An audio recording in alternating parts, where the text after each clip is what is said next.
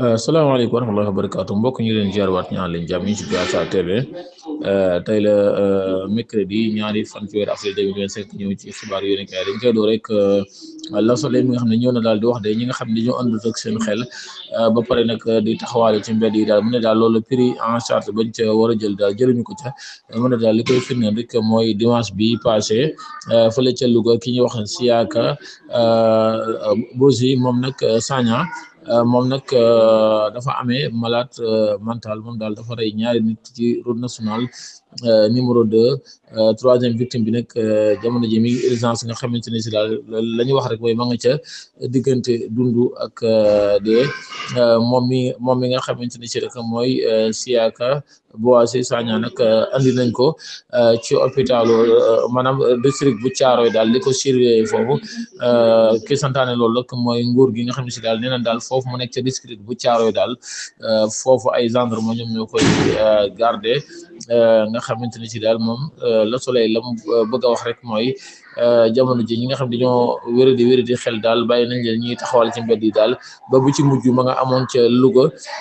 ba kooka faat ci ñaari nit ba troisième victime bi daal ñu ngi ne mi ngi urgence mi ngi nekk ci diggante dund ak dee.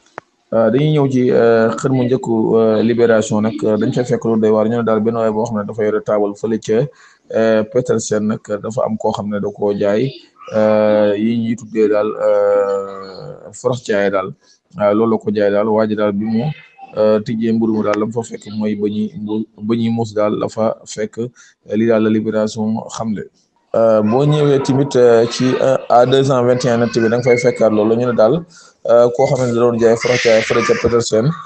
ñu ne daal ñoo ñuy tuddee forox caay rek dafa am client boo xamante ne si bi mu ko jaayee li nga xamante ne si nag mooy am mburu bi mu ko jaayee nag kooku nag daf caa gis lii di ba ñuy muus daal nii daal la ko à 221 net xam ne daal ñu ne daal koo xam ne forox caay la doon jaay ab client la jaayee mu gis ca ba ñuy muus dañuy dem ci journal yi bari ñëw tey jii ne ci loi amnistie bi nga xamante ni si nag ñi di député woote nañ plénière fële ci assemblée nationale